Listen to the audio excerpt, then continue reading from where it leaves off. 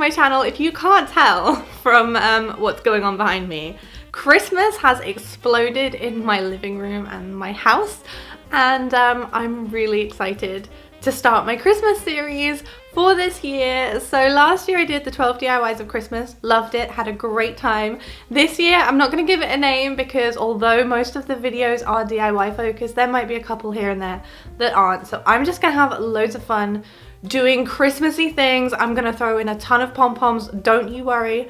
The pom-poms are back. It is pom-pom season. So anyway, without further ado, today's video is all about DIY decorations. So let's jump in and get festive. For the first DIY, I took a little bit of inspiration from one of my favourite homeware brands, Anthropologie. They have amazing and colourful stockings, so I decided to try and DIY my own. So here's how I did it. I started by taking a plain white stocking from Home Bargains. This was only £2.49, such a steal. If you want to see me making a stocking from scratch, I'll link an old video where I did just that in the cards. Anyway, for this piece I added these sweet little felt pom-pom balls that you can pick up in most craft stores. These ones I think were from John Lewis.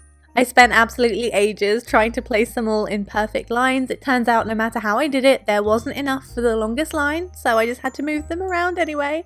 But it turned out alright. To fix them in place, I simply used hot glue, which is a really easy and durable way to fix fabric together.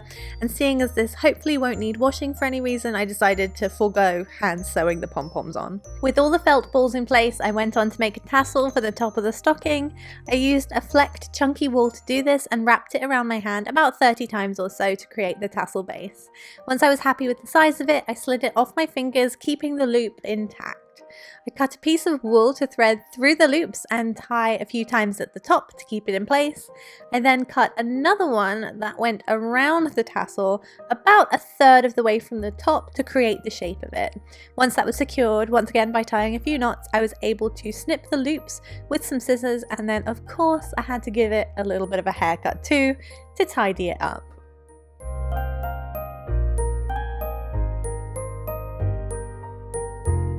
To attach the tassel, I actually cut the previous ribbon off and replaced it with 2 loops of chunky wool, which I hot glued in place for a strong hold. I then tied my tassel to the new loops of wool, and once it was dry, I was ready to hang it on the mantelpiece.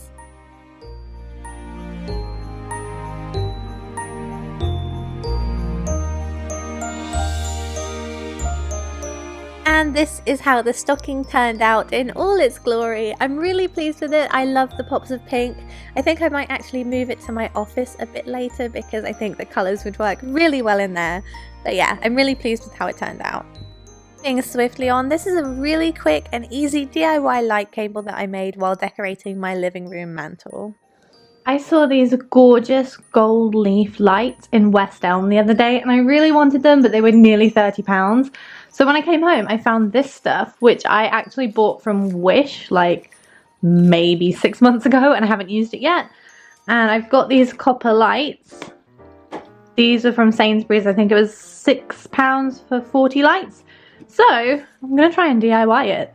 So as you can see, I started by simply twisting the ribbon around the lights, but this got really fiddly. So here's me struggling with it for about 5 minutes or so. Okay, I have perfected my technique for this. So I took 2 strands of the gold leaves and I doubled the lights over and folded them in half because I only want it to be the length of the mantelpiece. And then I'm just literally twisting them all together quite tightly a few times so that it makes a strand like this. So I'm gonna continue on and get to the end. This trick actually worked really well and the end result is much more secure. Doing it this way only took a few minutes and the end result turned out to be actually better than I'd imagined. So not quite West Elm standards, but not too bad.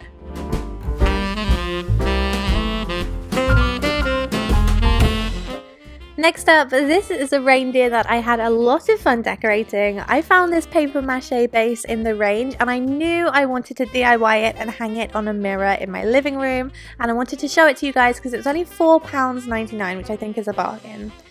I started by spraying the entire base with a metallic silver spray paint which I let dry.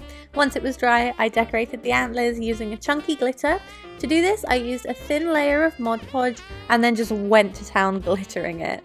I was planning on adding more decorations to the deer, like a little flower crown made of baubles, but in the end I just kind of preferred it plain, which sounds a bit boring, but I want to keep my decor somewhat simple this year. I did actually add this tiny scarf to it, which used to be one that I bought for Waffle, which I never ended up using because I thought it wasn't really safe, so I'm repurposing it for the reindeer. I think it looks really cute. My next project is a really easy one that you can recreate with any glass bowl, jar or vase. Guys, I just had an idea. I picked up this Cinnalig glass jar from IKEA the other day and I was going to use this for a different hack, but I think I might set up a little winter scene in it. So as I said in that previous clip, this glass jar was from IKEA. I think it was about £9. To decorate, I just dumped an entire bag of fake snow into the bottom. This was from Poundland last year. You could use anything you wanted, sand or snow. Go wild. All of this came out of this tiny bag. Look at that. Wow, what a nugget of information I've managed to capture there. Anyway, with the snow in place, it was time for me to set my scene. I used decorations that I've collected over the last few years, like these bottle brush trees from the works. The car was from Flying Tiger last year, although I've seen a few of these around. I think even Poundland have them. If you can't get your hands on one, don't worry. I have a DIY for that you might like by the end of the video. Anyway, you just have a bit of fun with it really. Add whatever you want. You could do like a beach scene with flamingos and palm trees. Just, you know, do whatever your heart desires. This is how it turned out. What I like most about it is that once Christmas is over, I can use it for something else. Remember that car DIY I was talking about a minute ago? Well, this is it. Do you want me to bother you? No. I didn't mean to. I'll try and turn this. Love you, babe. Hopefully you'll have more of a helpful assistant if you try and make this DIY project. Anyway, this little car was one I found in Flying Tiger a few months ago. You can search toy shops and craft stores for these, but they're quite easy to come by. I loved the pink on this, so I didn't even have to paint it, but obviously you can if you'd like. I took these little bottle brush trees, they were from Hamer, and I picked the smaller one that fit best on the top of the car and tied it into place with a ribbon. And that's literally all there is to it. I know it's really simple, but it looks so sweet and it's more realistic and actually safer than some of the glass ornaments that you can buy in the stores right now. Okay, so that's everything. I hope you guys enjoyed today's video. If you haven't done so already, don't forget to hit the subscribe button. Stay tuned for all of my Christmas videos. There are a ton of them coming out. Anyway, I hope you guys have a great day and I'll see you next time. Bye.